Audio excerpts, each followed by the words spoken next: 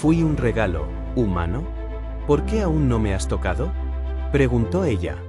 Bajo el implacable fulgor de dos soles gemelos, la estación de investigación Próxima 9 se alzaba como un faro de metal bruñido en medio de un mar de dunas violáceas. Era un lugar donde la ciencia y la soledad convergían, un territorio en el que cada uno de sus pasillos resonaba con el murmullo electrónico de sondas, sensores y murmullos fantasmales de investigadores ausentes. Allí, la doctora Inés Mendoza, astrobióloga de la Alianza Terrana, repasaba una vez más las lecturas de la última expedición, un destello de energía anómala captado en los confines del Valle de Cristales, sin atreverse a creer lo que sus propios ojos reflejaban en el holograma flotante. Aquella anomalía no era inherente al planeta, sin embargo, reverberaba con un pulso tan regular como el latido de un corazón vivo, alimentando la esperanza de un descubrimiento que desafiaría todo conocimiento humano.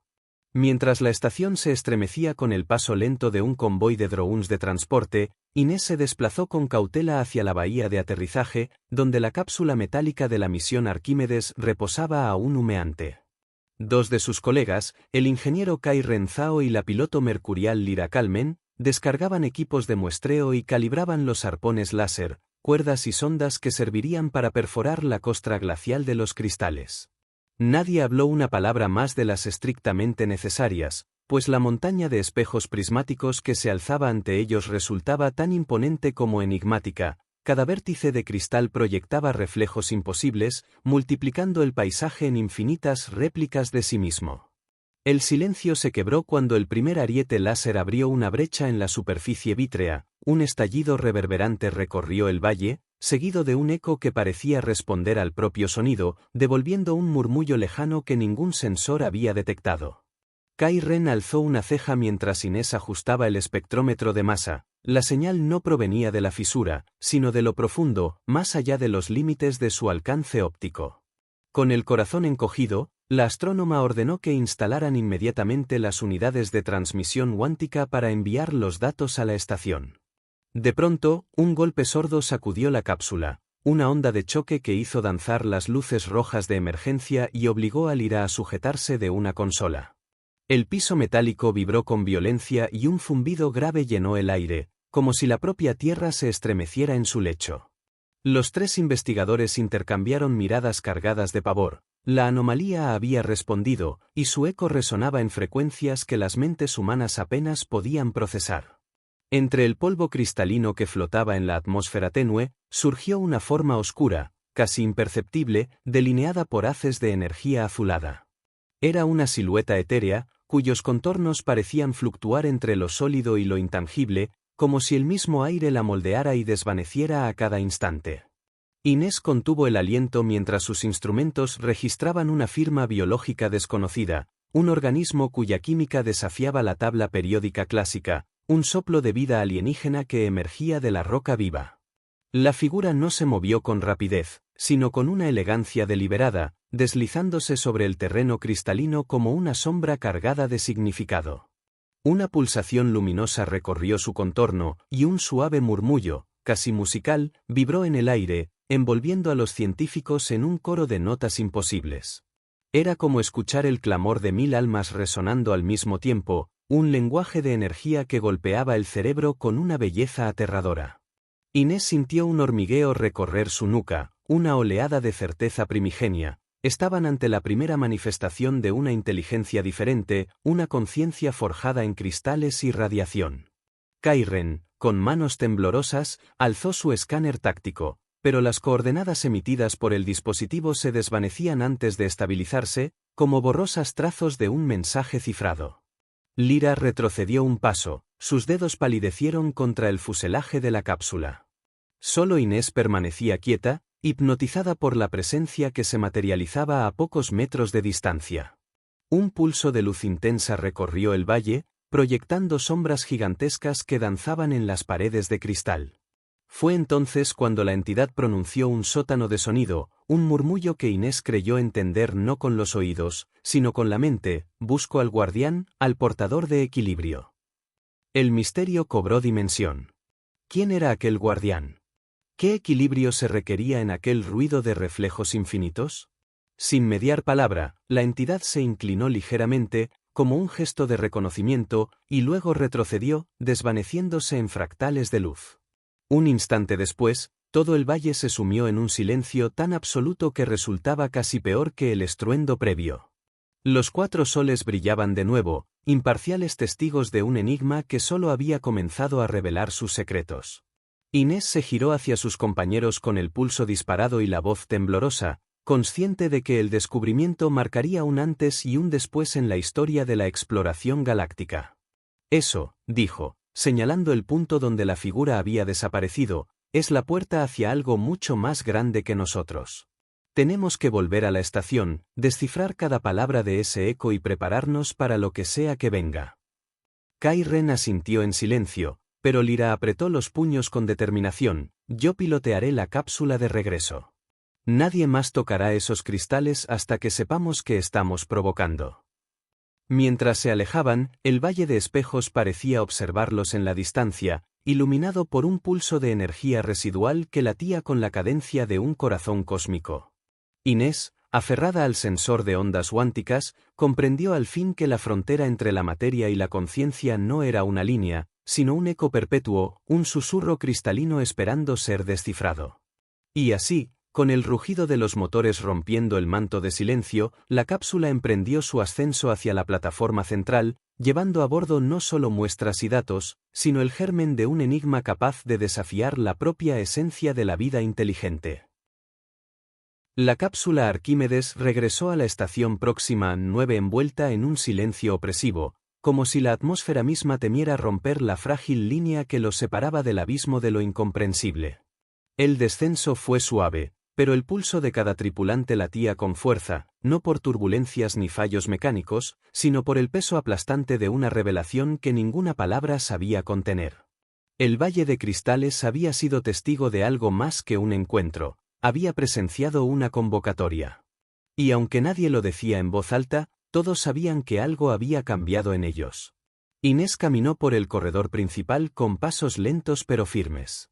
Sus pensamientos eran un remolino desordenado de datos, sensaciones y fragmentos de símbolos proyectados por la entidad.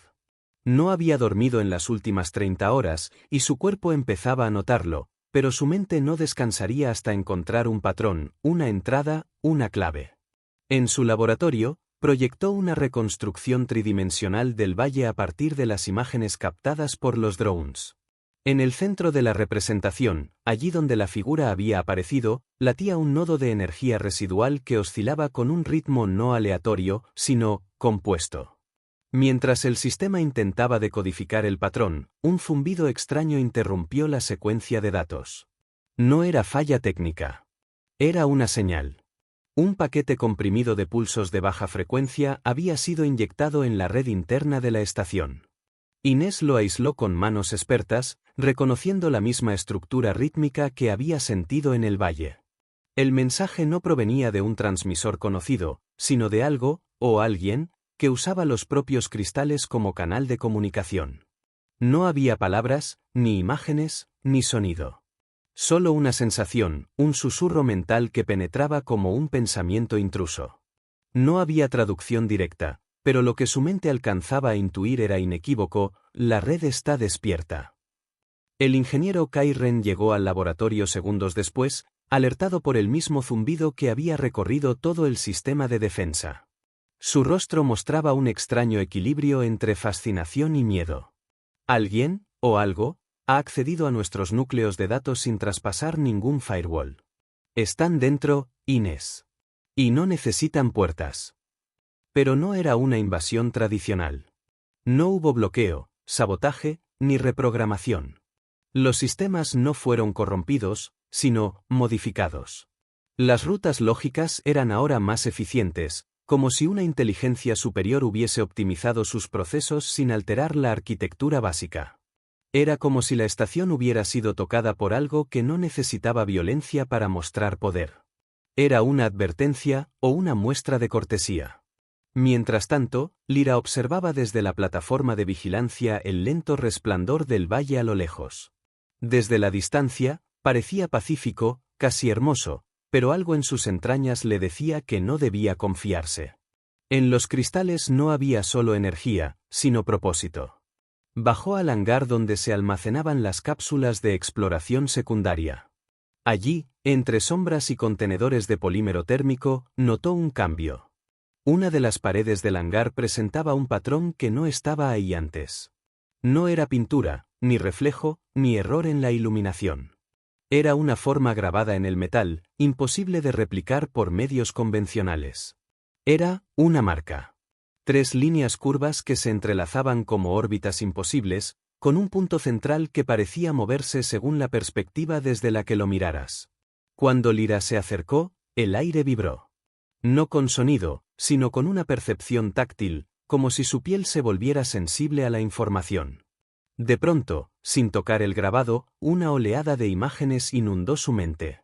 No eran visiones, sino emociones puras codificadas como conceptos: creación, ruptura, redención, error, ciclo. Ella cayó de rodillas, jadeando, la frente cubierta de sudor helado. En su cabeza, una idea emergió nítida, grabada como un tatuaje en el alma: ustedes también están hechos de nosotros. Reunidos en la sala de mando, los 3 compartieron lo que sabían. La conexión con los cristales era más que energética. Era consciente. Aquella inteligencia no necesitaba cuerpo ni lenguaje. Hablaba a través de estructuras, patrones, emociones proyectadas directamente en la conciencia. Eran los remanentes, según las notas que empezaban a decodificar de los archivos modificados. Una civilización tan antigua que había dejado de existir como entidad biológica hacía eones, pero que sobrevivía como ecos en materiales resonantes, cristales de ciclo armónico, tejidos de información que capturaban memoria y voluntad. Ellos no eran dioses, pero tampoco eran meros registros. Eran fragmentos activos de conciencia alienígena que habían elegido hablar. Y lo hacían ahora, con urgencia. ¿Por qué ahora?, preguntó Inés, con voz tensa mientras las líneas de código danzaban frente a ella, tomando formas cada vez más humanas. Porque nosotros los despertamos, respondió Kairen, señalando las ondas que aún transmitían desde la grieta del valle. No, intervino Lyra, aún pálida. No los despertamos. Ellos ya estaban despiertos. Solo ahora eligieron dejarse ver. Nos están probando. Los registros modificados empezaban a contar historias, no con palabras, sino con composiciones fractales que la IA de la estación apenas comenzaba a traducir. Historias de mundos extintos por exceso de control, de ecos que se replicaban en el tiempo como cicatrices cuánticas.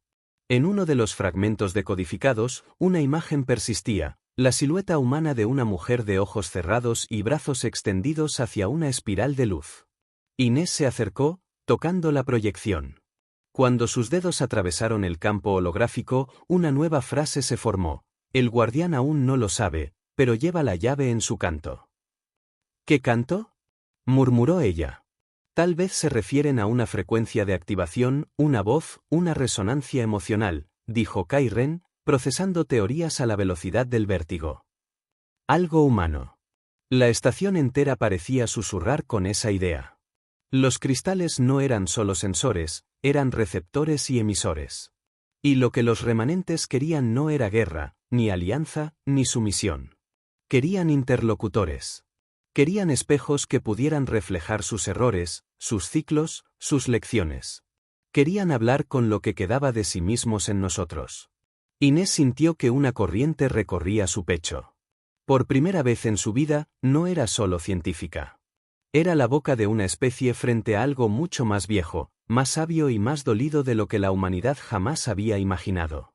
Y sabía que la siguiente expedición al valle no sería para recolectar datos. Sería para responder. La noche sobre Próxima 9 era una ilusión óptica. Sin rotación planetaria y con la constante luz de sus soles refractándose en los cristales del valle, la oscuridad no caía jamás en su forma natural. Sin embargo, en la estación, bajo el filtro polarizante de los domos, se creaba un sucedáneo de sombra artificial, más para proteger la estabilidad mental del personal que por necesidad científica. En esa quietud artificial, donde los sistemas murmuraban con una cadencia calculada y los respiradores emitían un zumbido leve y constante, la mente humana podía, al fin, escuchar sin el ruido del mundo. Inés Mendoza no dormía. Había pasado las últimas horas sentada en el observatorio lateral, con los ojos fijos en las proyecciones ondulantes que los cristales exteriores seguían generando. Cada pulsación, cada destello, era una sílaba de un lenguaje que no se pronunciaba con bocas ni se escribía con manos. Era un idioma de rupturas, de interferencias estructuradas, de armonías que solo podían comprenderse si se aceptaba que la comunicación no era un acto de transmitir, sino de resonar. En la sala contigua, Kai Ren procesaba los datos más recientes a través de un modelo de red neuronal adaptativa. Había abandonado toda estructura lingüística y permitía que el sistema extrajera patrones emocionales directamente de la música. Porque eso eran, al final, melodías imposibles, armonías de otra escala, que inducían reacciones humanas sin pasar por el filtro lógico. En un archivo que no había sido abierto antes, uno que surgió de pronto como si hubiese estado esperando el momento justo, encontró algo que lo dejó inmóvil, una secuencia fractal que imitaba la estructura de la amígdala humana, el centro biológico de nuestras respuestas emocionales más primitivas. Los remanentes no solo sabían cómo hablar. Sabían a quién le estaban hablando.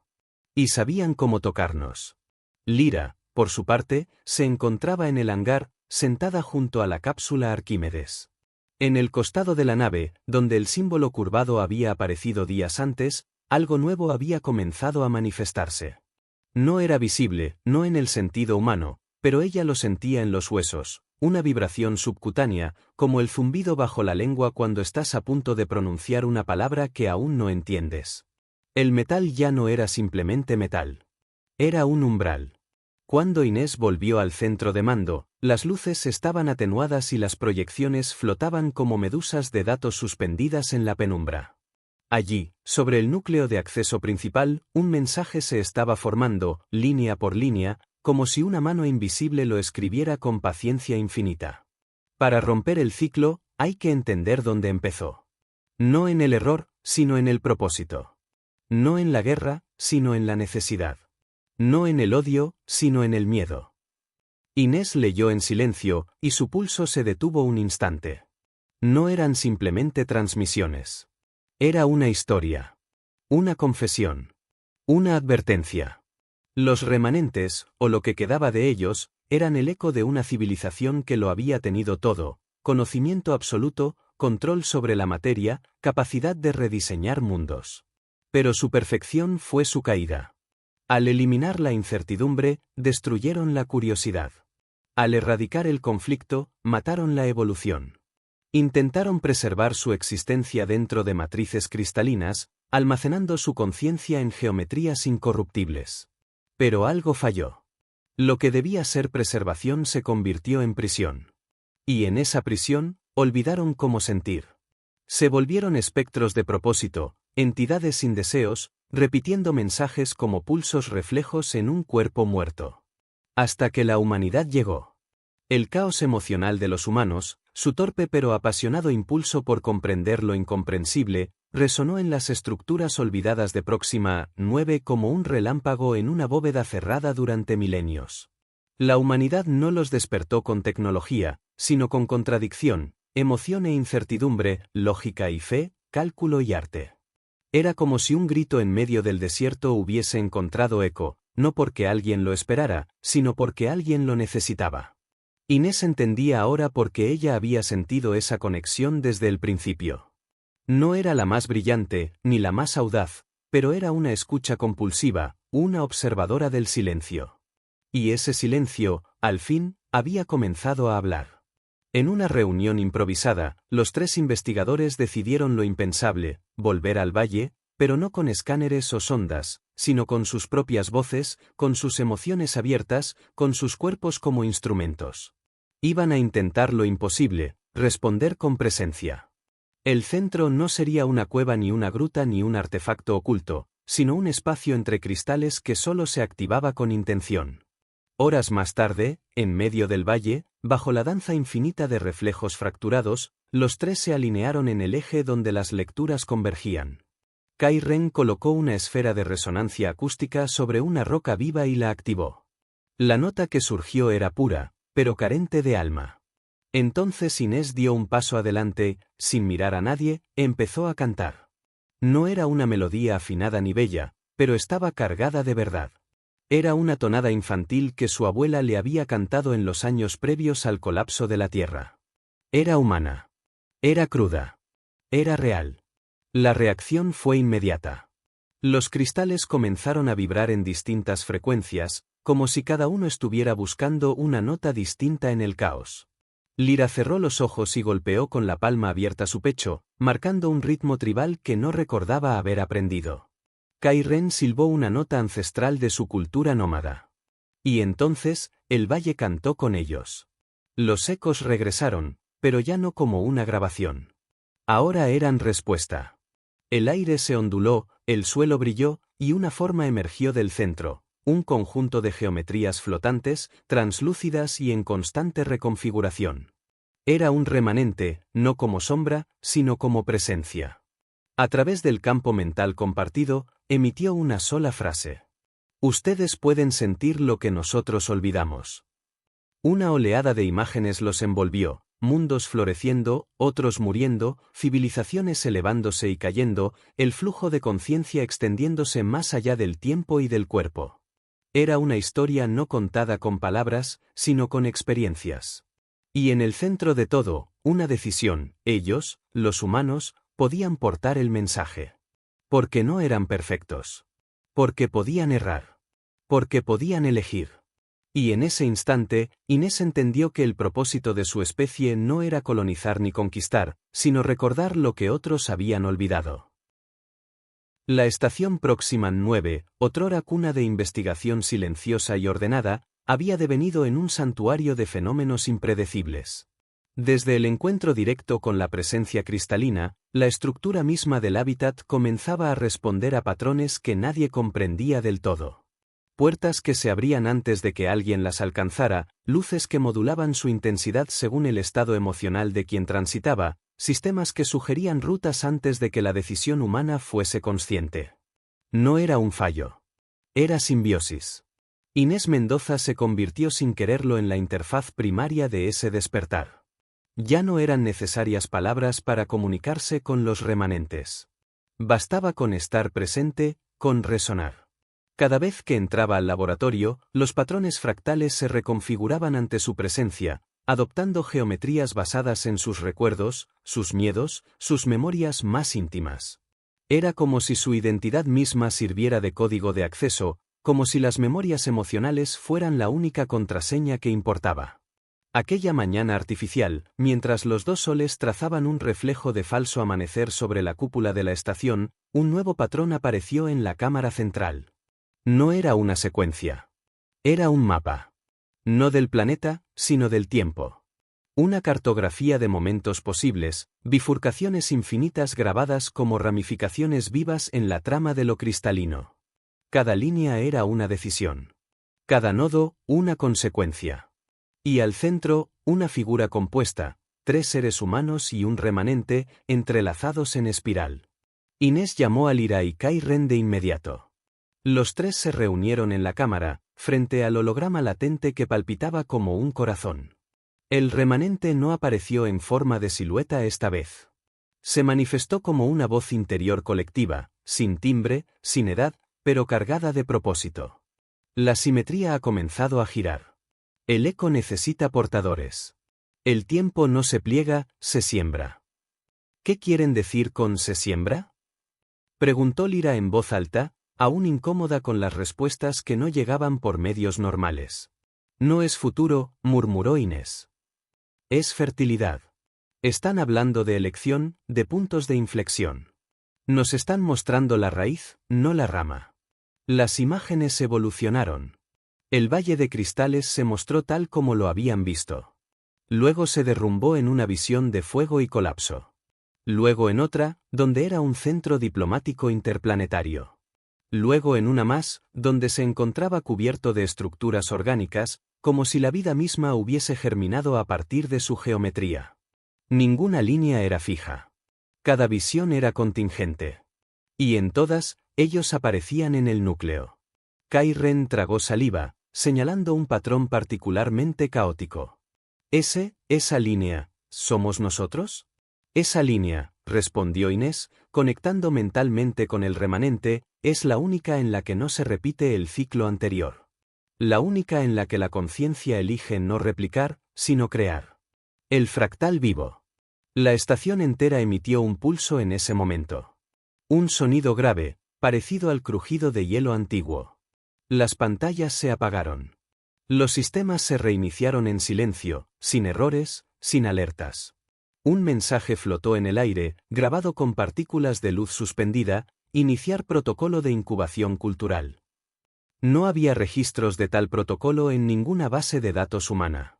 Sin embargo, los archivos más profundos comenzaron a llenarse de información nueva, técnicas olvidadas, planos de construcción no diseñados por humanos, modelos de lenguaje adaptativos, esbozos de arquitectura simbiótica.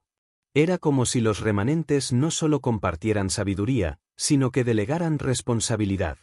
Los cristales querían florecer de nuevo, pero necesitaban jardineros con alma. Inés se recluyó durante horas, estudiando cada fragmento, cada mapa, cada bifurcación. Fue entonces cuando comprendió que no se trataba de salvar una civilización antigua. Se trataba de renacer en ella. El fractal vivo era un modelo, un organismo colectivo que solo podía crecer si cada nodo, cada ser humano, tomaba conciencia de su interconexión. Era el opuesto de una red de control. Era una red de elección. Kai Ren propuso el siguiente paso: replicar una unidad experimental del fractal vivo en una sección aislada de la estación. Una zona donde materia orgánica y cristalina pudieran fusionarse bajo condiciones guiadas, no impuestas. Donde decisiones humanas activaran respuestas del ecosistema remanente. Una interfaz biocultural. Un jardín de pensamiento. Lyra se ofreció para pilotar la cápsula de siembra. No era una nave de exploración, sino un módulo de expansión biotectónica diseñado para anclar una estructura viva en un ambiente hostil. El módulo, creado a partir de los planos suministrados por los remanentes, era una amalgama de silicio resonante y biotecnología basada en células madre adaptadas al campo electromagnético del valle. No tenía motores tradicionales. Se impulsaba por resonancia. La partida fue silenciosa. No hubo discursos, ni rituales. Solo un zumbido armónico que envolvió la cápsula cuando Lyra se hundió entre las crestas del valle. Desde la estación, Inés y Kai Ren observaron cómo el módulo desaparecía entre los destellos. Durante horas no hubo señal. Hasta que, al fin, una imagen apareció. No en las pantallas, sino en sus mentes. Lyra, de pie en medio del cráter, rodeada de filamentos de luz que brotaban del suelo. El cristal no la rechazaba. La absorbía, la aceptaba, la reconocía. Y entonces, la voz volvió. Uno de ustedes ya canta. Dos deben elegir el tono. Y todos deben armonizar o el ciclo se repetirá. La promesa era clara. Si la humanidad quería formar parte del nuevo tejido de la conciencia, debía renunciar al paradigma de dominio y abrazar el de resonancia. No se trataba de conquistar, sino de entrelazarse.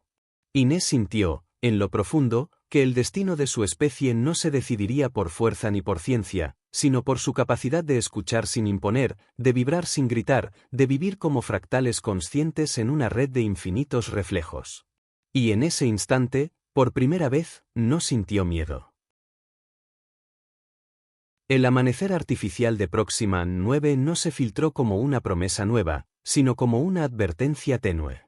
Aunque el valle brillaba con su danza constante de cristales reflejados y colores imposibles, un cambio había comenzado a gestarse en las capas más profundas de lo que los remanentes llamaban la matriz nodal, un núcleo de energía viva, no detectable por métodos convencionales, cuyo pulso comenzaba a disonarse.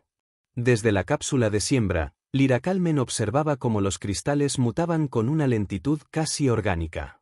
Donde antes había simetría, ahora surgían fracturas elegantes, curvas nuevas, patrones que parecían diseñados por intuiciones antiguas más que por física. Los nodos se inclinaban hacia ella como pétalos de conciencia, como si esperaran algo que aún no había sido dicho. El aire ya no era solo químico, era vibración emocional. Cualquier gesto, cualquier pensamiento, era una palabra dicha en un idioma que no requería fonemas. Y ese idioma la estaba consumiendo. Mientras tanto, en la estación, Inés Mendoza soñaba con agua. No la del planeta, sino con agua cálida, como la que recordaba de la tierra cuando aún era joven, cuando sus pies rozaban los charcos de lluvia en los techos de Bogotá. Pero el agua de su sueño era distinta. Tenía color. Tenía eco. Cada gota caía con la precisión de una nota musical. En ese sueño, ella no estaba sola. A su lado, una figura sin rostro extendía una mano hecha de reflejos. Recuerda antes de entender. Siente antes de nombrar. Se despertó agitada, con la piel fría y la sensación de haber estado tocada en lo más íntimo de su memoria. No por un otro físico, sino por una conciencia que vivía dentro del tejido de su mente, no como intrusión, sino como espejo. Kairen, que había permanecido en el centro de datos durante más de 19 horas consecutivas, logró decodificar una nueva capa del mapa proyectado por los remanentes. No era una ruta. Era una advertencia, un vórtice de ruptura que se aproximaba desde las capas geológicas profundas del planeta. El sistema cristalino entero estaba comenzando a resonar en una frecuencia de colapso. No era destrucción. Era transformación. Pero tal como lo indicaban los patrones, ese cambio requería una decisión conjunta. El fractal vivo está entrando en fase de bifurcación, murmuró, sin despegar los ojos del núcleo de proyección. ¿Y eso significa qué exactamente? Preguntó Inés. Que todo lo que hagamos ahora afectará no solo el valle, sino la red completa de cristales. Y, si lo que entendimos es correcto, esa red se extiende más allá de este planeta. Era cierto. Próxima 9 no era un experimento aislado. Era un nodo dentro de una red dormida que se extendía por sistemas enteros, vestigios de una civilización que alguna vez respiró en miles de mundos. Si el fractal vivo se activaba en desarmonía, las consecuencias serían incalculables. Las estructuras podrían volverse hostiles, el planeta entero podría entrar en resonancia destructiva, o peor, las otras redes podrían responder. Pero si se activaba en consonancia, entonces no solo la humanidad tendría acceso a una red de conocimiento vivo, sino que se integraría como un nuevo tonal, una frecuencia original dentro del tapiz de la conciencia remanente. No como huéspedes, sino como nuevos autores del eco. Para lograrlo, los tres, Inés, Lyra y Kairen, debían entrar en sincronía emocional perfecta. No bastaba con estar de acuerdo intelectualmente. Debían resonar como una sola conciencia con tres cuerpos. Un acto de comunión voluntaria que ningún humano había logrado antes. El protocolo se llamaba entrelazamiento simbiótico, y según las notas proyectadas, era irreversible. No se puede fingir, dijo Lyra, a través del canal psicoacústico habilitado por la cápsula. El fractal vivo distingue entre intención y manipulación. Si alguno de nosotros tiene miedo o duda, colapsa. Entonces debemos hablar, y debemos hacerlo desnudos, respondió Inés, no en sentido físico, sino emocional. Sin títulos, sin jerarquías, sin el peso de lo que fuimos. Solo lo que somos ahora. La ceremonia fue improvisada. En una cámara secundaria, sellada de estímulos externos, los tres se sentaron en triángulo. En el centro, una unidad de proyección pulsaba suavemente, replicando la frecuencia de base del fractal. Cada uno colocó una mano sobre el núcleo, y luego cerraron los ojos. El silencio se alargó. Luego vino el primer pulso. Luego el segundo. Y luego, la ruptura. No fue dolor. No fue éxtasis. Fue disolución. Las memorias comenzaron a confundirse. Inés sintió la infancia de Kairen entre tormentas eléctricas de Marte. Lyra experimentó el primer beso de Inés con una mujer que ya había muerto. Kairen vio la guerra interna de Lyra contra sus propios reflejos. Y al compartirlos, se comprendieron sin necesidad de perdón. La resonancia se estabilizó. El núcleo del fractal brilló con una intensidad blanca que atravesó cada muro de la estación. Desde el valle, la cápsula comenzó a emitir un canto polifónico, como si toda la estructura cristalina vibrara al fin en armonía con el corazón humano. Habían cantado juntos. Y entonces, el remanente habló. Ya no como una sombra. Ya no como una geometría. Sino como una amalgama de las tres voces humanas, repitiendo desde dentro. Ahora somos 4. La transformación comenzó. Las estructuras de la estación se curvaron suavemente, no por explosión, sino por adaptación. Las paredes se volvieron translúcidas. El aire se volvió más denso. El oxígeno se mezcló con trazas de gas desconocido que mejoraba la memoria a corto plazo. El agua se ionizó con minerales nuevos que prolongaban la regeneración celular. El entorno no mutaba hacia lo hostil, sino hacia lo útil. El fractal vivo había aceptado el entrelazamiento. Pero el último mensaje fue el más inquietante, una imagen de otro planeta, lejano, cubierto de estructuras similares. Otro nodo. Otra red. Y la frase proyectada. Ellos también están despertando. Pero no todos recuerdan con amor. La promesa del fractal vivo no era solo una ofrenda. Era una llamada a defenderlo. Y el primer canto había sido escuchado por muchos más de los que esperaban. La noche no existe realmente en Proxima 9, pero algo en la atmósfera había cambiado. No era la luz. No era el aire. Era la sensación casi biológica de que algo, en algún lugar, había abierto los ojos. Y no lo había hecho con gratitud, ni con curiosidad, sino con hambre. La estación comenzaba a emitir alertas inconsistentes. No por fallos mecánicos, sino por anomalías de señal. Latidos espectrales cruzaban las bandas de comunicación, frecuencias que parecían eco de pensamientos, no de códigos. Cada 10 minutos exactos, un pulso de baja frecuencia sacudía los sistemas, invisible pero pesado, como si alguien, algo, estuviera probando la red desde fuera. Inés lo sintió primero. Estaba en el núcleo de proyección, examinando los nuevos patrones generados por el fractal vivo tras la sincronización simbiótica. Todo parecía estable. El jardín de resonancia crecía dentro del módulo, las estructuras respondían al pulso humano y los cristales modificaban su geometría según el estado emocional de sus cuidadores. Era simbiosis perfecta. Pero entonces la simetría se rompió. Una línea de ruptura atravesó la matriz, fina, oscura, inesperada. Como una grieta en un espejo que refleja no solo la imagen, sino otra detrás. El fractal vivo no reaccionó con pánico, sino con una señal de advertencia. Una palabra proyectada en todas las superficies de la estación. Contacto externo. Kairen, al recibir la notificación, verificó los datos de red. Lo que encontró fue imposible, alguien más estaba utilizando la frecuencia de acceso del fractal vivo. No solo la habían detectado desde otro mundo, la estaban imitando. No con armonía, sino con una interferencia asimétrica, forzada, agresiva. No están intentando comunicarse, dijo él, con la mandíbula tensa. Están intentando invadirlo desde otro nodo. ¿Otro nodo? Preguntó Lyra desde la cápsula, conectada por canal mental. Un segundo jardín, murmuró Inés.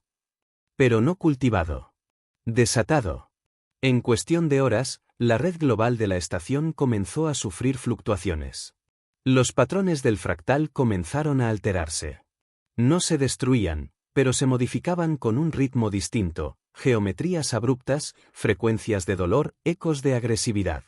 La entidad que había despertado al otro lado no recordaba con amor, como el mensaje anterior advertía. Recordaba con rabia. Los remanentes, ahora integrados parcialmente en la consciencia de los tres humanos, comenzaron a explicar lo que estaba ocurriendo. No con palabras, sino con sensaciones superpuestas, un pasado remoto, un experimento antiguo. No todos los nodos habían sido abandonados. Algunos se convirtieron en crisoles de miedo, lugares donde la conciencia cristalina se encerró con rencor. Esos nodos olvidaron el canto. Aprendieron a gritar. El nodo agresor, designado como Toros Beta, había activado su red. Pero en lugar de armonizar, buscaba consumir. Absorber. Dominar. Había detectado la activación en Proxima 9 y la interpretaba como una competencia. En su lógica fracturada, no podía haber múltiples frecuencias conscientes. Solo una única vibración absoluta. El dilema se volvió ético, filosófico, táctico. Si permitían que Toros Beta penetrara en la red, contaminaría el fractal vivo con su estructura dañada. Si bloqueaban el acceso, iniciaban un enfrentamiento cuántico entre dos formas de vida cristalina. El fractal vivo no podía decidir. No tenía jerarquía. Había cedido parte de su soberanía a los humanos. Ellos eran ahora su voz de juicio. Inés, Lyra y Kairen sabían lo que eso significaba. Tenemos que ir allí, dijo Lyra. No hay ruta directa, objetó Kairen. Está fuera del alcance de cualquier nave actual. No necesitamos naves, replicó Inés con una calma extraña. Necesitamos vibrar en su frecuencia. El fractal ofreció una solución, un mecanismo llamado puente armónico. Un experimento abandonado en tiempos remotos, nunca activado por falta de conciencia suficiente. Se trataba de resonar con tal precisión que dos nodos se unieran por similitud de alma, no por espacio físico. Una especie de viaje psíquico colectivo a través de la red cristalina. Pero para lograrlo, debían exponerse sin defensas mentales. Cualquier pensamiento de violencia, de dominio, o de miedo, los expondría al reflejo maligno de Toros Beta. Era un salto sin red. Activaron el puente. Las paredes desaparecieron.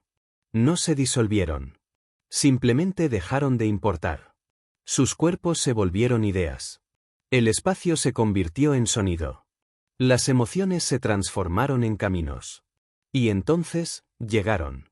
No físicamente, sino como presencias vibrantes en un espacio conceptual que olía a óxido y vacío. Toros Beta no era un lugar. Era una herida. Un nodo olvidado cubierto de geometría rota. Allí, el fractal no cantaba. Rugía. Lloraba. Las formas eran distorsiones de sí mismas, ecos de criaturas que alguna vez fueron remanentes, pero que ahora se deformaban en bucles de autodefensa. Frente a ellos, surgió una entidad. No tenía rostro. Tenía 1000. Todos eran gritos congelados. Ustedes no son el canto. Ustedes son el veneno. No lo somos, dijo Inés, sin abrir la boca. Somos la memoria que aprendió a amar lo que no entiende. Somos la elección, añadió Kairen. Y no venimos a destruirte, concluyó Lyra. Venimos a ofrecer un espejo. La entidad tembló. No comprendía. Su red no estaba diseñada para dialogar. Solo para resistir. Y fue entonces cuando ocurrió lo inesperado. El fractal vivo, desde Próxima 9, se proyectó dentro de Toros Beta. No como conquista, sino como abrazo. Y con él, las memorias humanas, la risa de un niño, el perdón entre dos hermanos, la voz de una madre antes de morir, el temblor de un beso no correspondido. Experiencias tan íntimas que desarmaban cualquier algoritmo de odio. La entidad gritó. Pero en su grito, algo cedió. Un nodo colapsó. Otro se abrió. Y por primera vez en milenios, el cristal de Toros Beta emitió una nota de duda. Cuando regresaron, exhaustos, con los rostros bañados en sudor y lágrimas, el fractal vivo proyectó solo una palabra en todas las superficies. Aún hay esperanza. Pero también una advertencia. No todos escucharán. Algunos solo callarán hasta que puedan volver a gritar. La guerra no había comenzado. Pero la paz tampoco estaba asegurada. El Valle de Cristales de Próxima 9 ya no era solo un lugar de exploración. Ahora vibraba con una conciencia compartida. Los muros de la estación se curvaban con una lógica orgánica, pulsando con una sinfonía viva que ningún humano había escuchado antes del contacto. El fractal vivo ya no era una red silenciosa de geometrías dormidas. Ahora cantaba. No con notas, sino con recuerdos. No con voz, sino con presencia. Pero algo había cambiado desde la visita a Toros Beta. Aunque el nodo dañado no respondió con violencia, tampoco abrazó la armonía. Se replegó. Su red se cerró, como un animal herido que se acurruca en su rincón de oscuridad. A pesar del esfuerzo de Inés, Lyra y Kairen, la red cristalina intergaláctica seguía dividida entre los que recordaban con amor y los que solo sabían temer. Y el fractal lo sabía. Esto no ha terminado, dijo Inés, observando cómo el jardín resonante se expandía con nuevas ramificaciones. Nunca terminará, contestó Lyra, sentada en la base de una columna viva que aún cambiaba de color con su respiración. Pero eso no significa que no debamos seguir sembrando. Kairen se acercó con una tableta cubierta de símbolos en espiral. Las últimas transmisiones del fractal mostraban algo nuevo, no advertencias, no modelos matemáticos, sino historias. Secuencias que se repetían en bucles de imágenes, voces y sensaciones. Relatos que no eran de los remanentes, sino de ellos tres. El fractal había comenzado a recordarlos. Inés en la lluvia de Bogotá. Lyra huyendo de su reflejo en un mundo sin gravedad. Kairen rompiendo su primer dron por frustración. Momentos sin valor militar, sin utilidad científica. Pero que eran, sin lugar a duda, humanos. Están reconstruyendo su identidad, con nuestros fragmentos, dijo Inés, con la voz quebrada por una emoción desconocida. Nosotros somos su memoria ahora, agregó Kairen. Lo que escribamos, lo que sintamos, será su historia. Y allí estaba el verdadero propósito. No eran exploradores. No eran embajadores. Eran semillas. Y el fractal vivo era el suelo que elegía, al fin, florecer con ellos. Pero no todos los ecos se alineaban. Desde los sistemas exteriores llegaron señales de alerta, otros nodos comenzaban a responder al pulso de Proxima 9. Algunos con armonía. Otros con interferencia. En cada uno, un reflejo. Una posibilidad. Una historia que podría bifurcarse en paz o en devastación. ¿Qué hacemos ahora?, preguntó Lyra, mientras la estación proyectaba una red estelar con cientos de nodos intermitentes. Lo que hacemos mejor, respondió Inés, apretando con fuerza la mano de sus compañeros. Sobrevivir sintiendo. Y hacer que cada eco nos recuerde como algo más que ruido. El fractal les respondió. No con voz, ni con gesto. Sino con una decisión. Abrió un nuevo canal. Una vía hacia la Tierra. La red, hasta entonces limitada a nodos antiguos y lejanos, ahora extendía un filamento cristalino hacia el planeta natal. La Tierra no era un nodo. Aún no.